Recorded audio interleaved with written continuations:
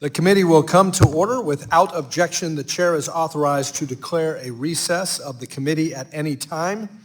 This hearing is entitled A Holistic Review of Regulators, Regulatory Overreach, and Economic Consequences.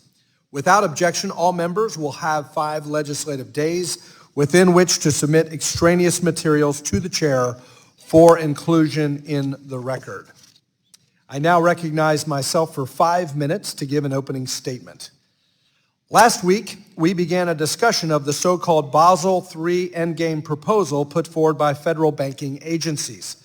Today, we continue that discussion, noting the fact that numerous other proposals have come out of the Democrat-appointed federal banking regulators over the past couple of months, with promises of more to come.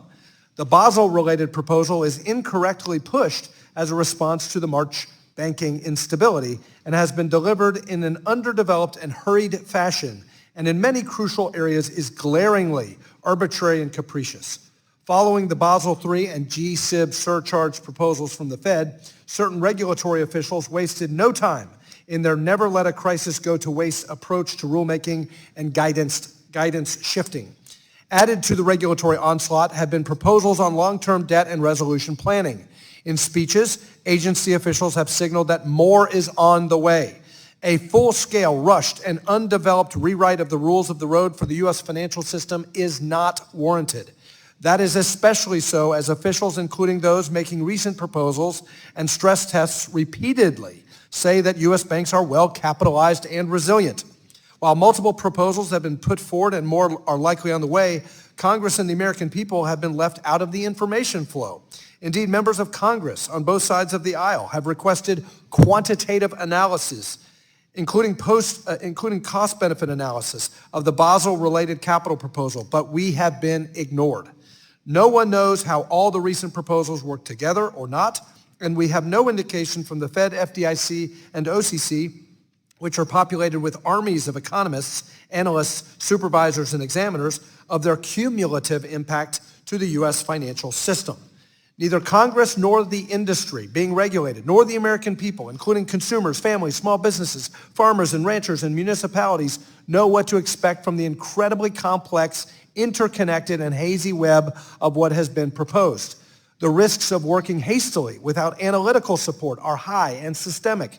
The process of rolling out the underanalyzed Basel-related capital proposal shows clear violations of the Administrative Procedures Act, thereby running counter to the law.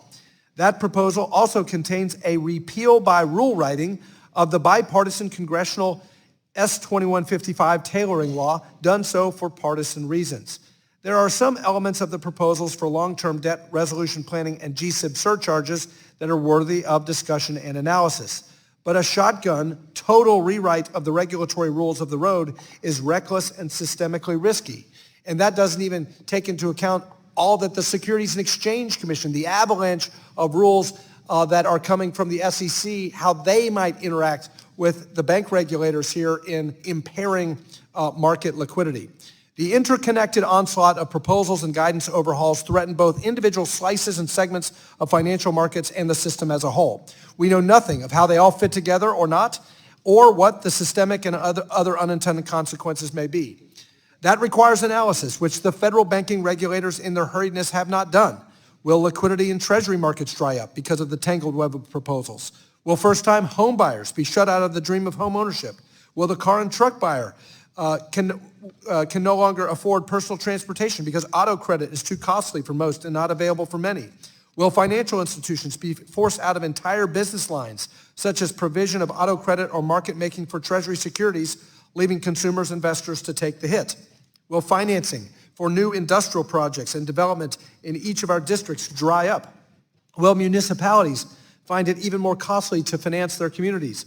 Will our loss of competitiveness in banking and finance result from the regulatory rewrite force U.S. jobs and economic activity to shift overseas, letting Europe and Asia prosper at a steep cost to Americans?